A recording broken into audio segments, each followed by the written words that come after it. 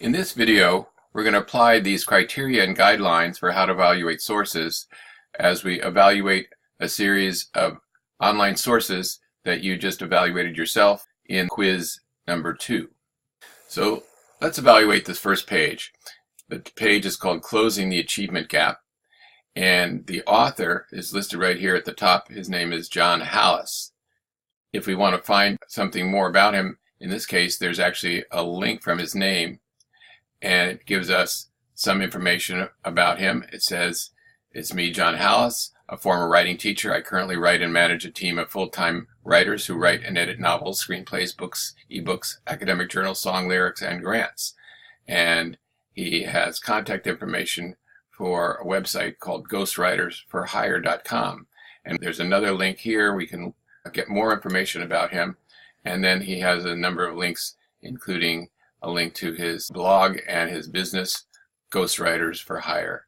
So this basically explains that he is a ghostwriter, but he is not a professional journalist because he doesn't write for any kind of magazines or newspapers that are reputable, and his background is not in the subject that he's writing about. He doesn't talk about any education here, and so his background, if he was going to be a reputable author for this subject, he should have an advanced degree in the subject of education.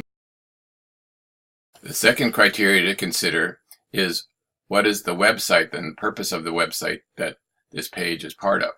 So the website is called eZine Articles, and this is a link to the home page, but we can also go down to the bottom and find a link to the About Us page. So we click on About Us, and we get some information that says, what can eZineArticles.com do for you? And you have to look a little bit to try to figure out what is the purpose of this website. And if we click on the home page, we get a better idea of what the purpose of this website might be. So the purpose of this website is really to get people to create articles to be put on this website, and they don't pay anybody for that. They just give people links back to their own company websites or whatever websites they want to promote.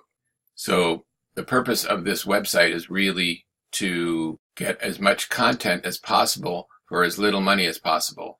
And this type of website is called a content farm. And a content farm is a kind of website that provides limited pay to large numbers of writers to generate a wide range of user-generated content, and the purpose is really to generate advertising revenue.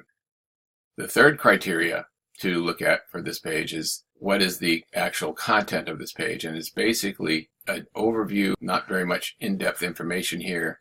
There's virtually no references to sources that were used from. It's mostly just his personal opinion or point of view. So the bottom line for this page is it would not be a good source in general to cite for a college research paper.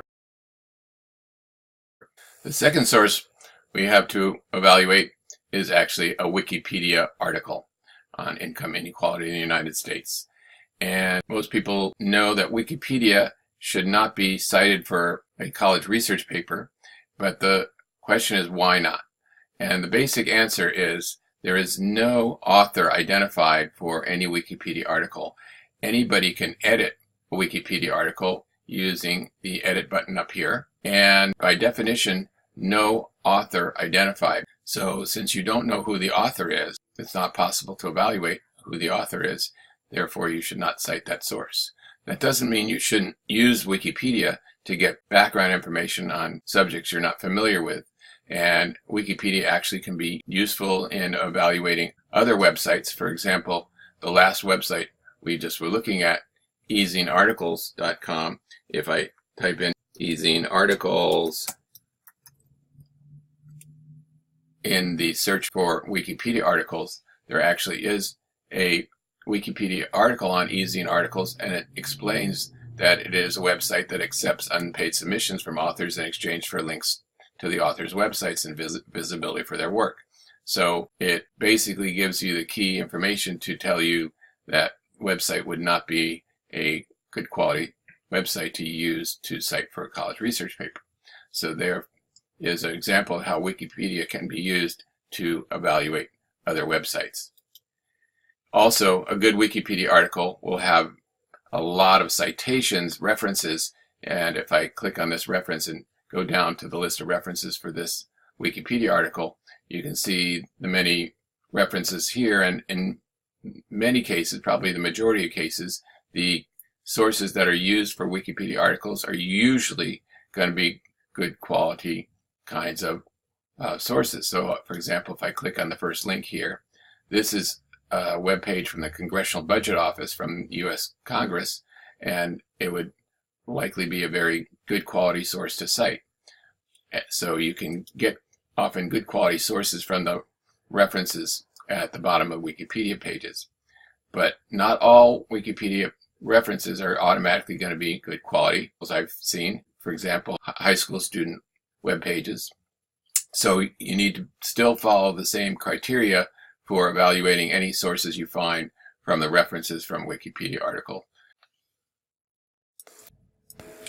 Now we'll look at the third web page called The Upside of Income Inequality to evaluate whether this would be a reasonable source to use.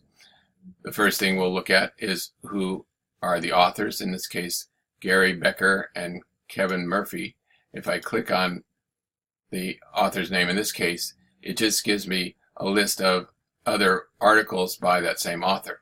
And that will happen in many websites. So I'm going to look down at the bottom of the article to see if there's information about the authors down there.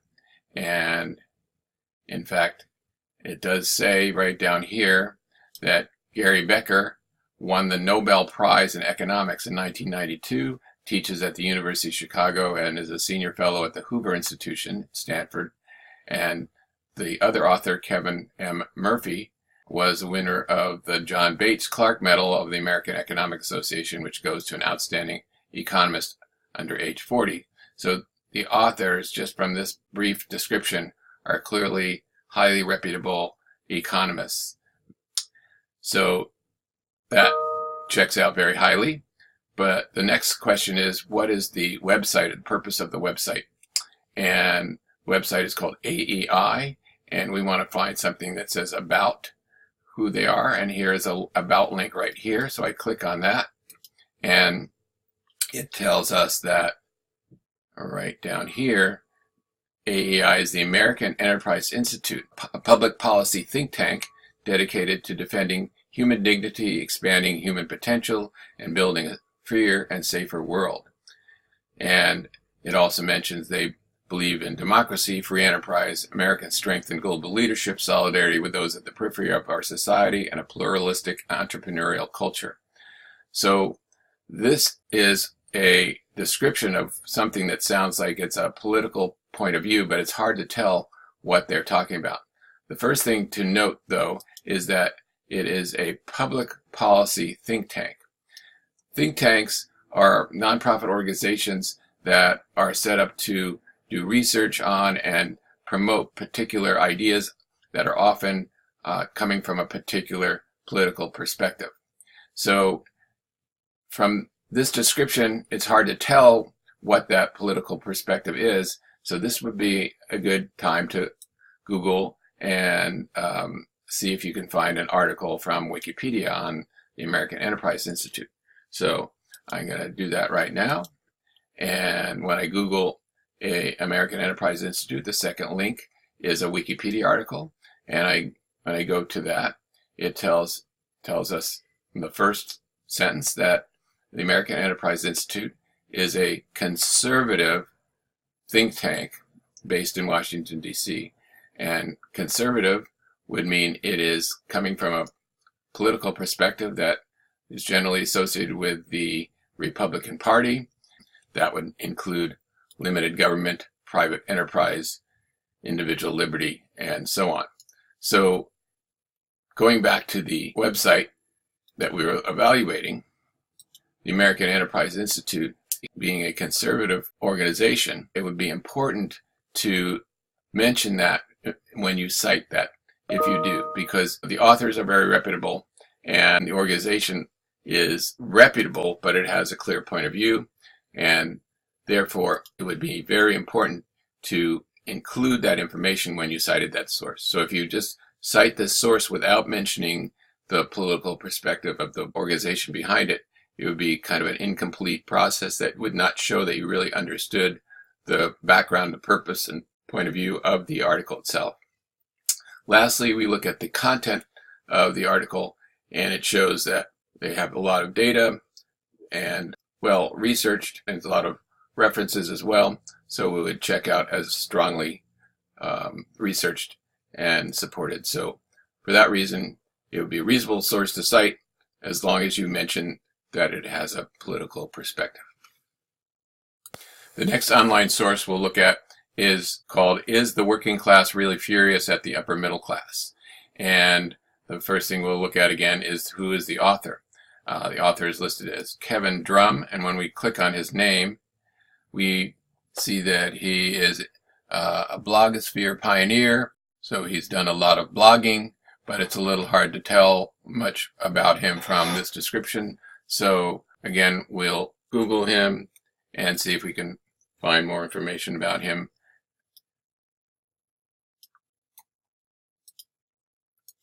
So when we Google him, he's described as an American blogger, and there actually is a Wikipedia article about him. So I click on the Wikipedia link here, and it says he's a blogger and columnist, and he has a bachelor's degree in journalism. So he is probably a journalist. He's also written for other publications like the Washington Monthly. So you can consider him as a professional journalist. That would indicate that as a blogger, he probably is writing from an opinionated point of view. So we want to know more about the organization or publication that's putting this website out.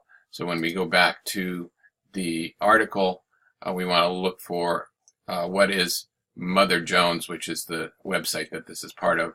It looks like it's a magazine, but if we go down to the bottom and look for About Us, there's a link here to About Us.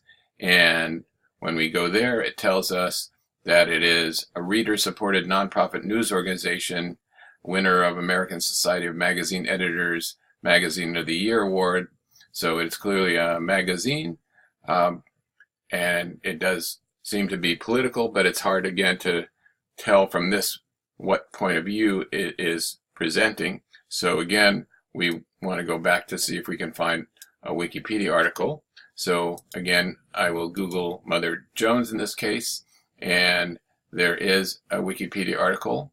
So if I click here, it tells me that Mother Jones is a progressive American magazine. Progressive is a political perspective that is supporting the Democratic Party and basically along the lines of the politics of Bernie Sanders. You could tell more about what progressive means by clicking on this link here to get to the Wikipedia article describing progressive politics.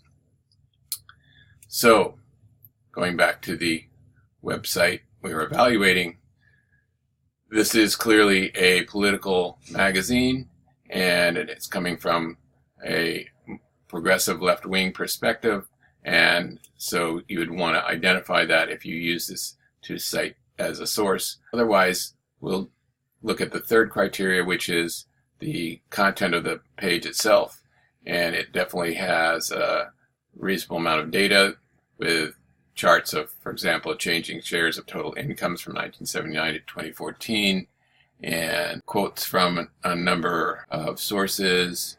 It's not very in-depth, but it would be fine to use this to cite for a college research paper, but only if when you cite it, you mention the political perspective of the source.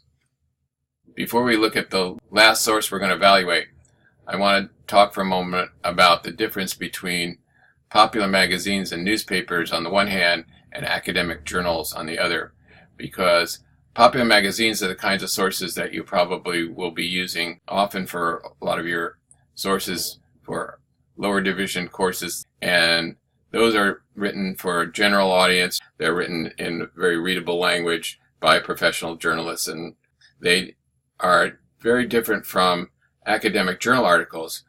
So academic journals are written by professors and researchers who are experts in the field and are usually reporting on actual research studies that they have done, and there is usually a peer review process, which means there's a committee of experts who review the articles that are submitted to the academic journals to make sure they are high enough quality to be published in those journals.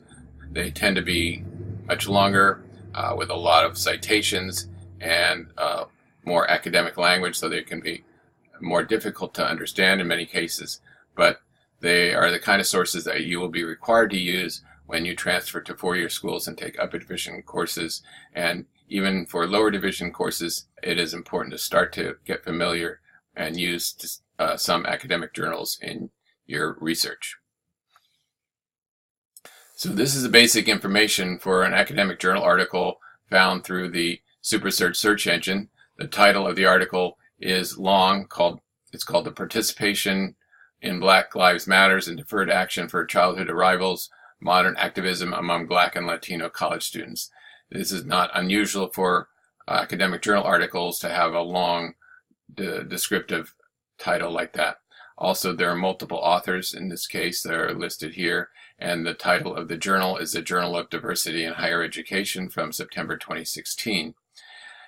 And the abstract is here, which is a summary of the article, and this is a very important piece of information to use to give yourself a clear idea of what that article is about, because abstracts are written with a clear overview of all the key information in the academic journal article. But let's look at the full article. So I'm going to click here where it says PDF full text to see the original version of that article, and now we can zoom in a little bit so we can see it better. And here again is the title of the journal, and the title of the article is right here. And you can see the three authors all are affiliated with different universities: North Carolina State University, University of Chicago, and University of Michigan. And then again, the abstract of the article, the summary of the article is at the top, and it is a report of a research study that was done, and it is laid out in a standard format for academic journal research study articles. The beginning part of the article is what's called a literature review, and that's where they talk about what research has been done before related to the research that they're doing. And there is often a lot of citations in the literature review section. And then as we go down, there'll be a standard format which includes a section called the method section. Method section is where they give the specific details of what they did in their research. Then if we go farther, there'll be a section called results, and the results section is where they give details on exactly what they found in their study. And the methods and results section give a lot of data that is not necessarily important to understand the details of, so you can skim through those sections until you get to the last part of the article called the discussion section. The discussion section is, after the abstract, the most important part of the article to try to understand. It's usually not more than a few pages, and if you can read that, it will tell you the lessons they learned from the research that was done. So in a sense, it's kind of like a conclusion, although sometimes there'll be a very brief conclusion at the end, like this one paragraph conclusion at the end. But it's important to try to understand as much as possible of the discussion section. So you can see from the review of the different sources we looked at, the academic journal article is the highest academic standard for good quality. Even though we know it's an academic journal article, we can find out more about that by Googling the title of that journal. And when we go to the website for that journal, we can get a description of what that journal is about right here.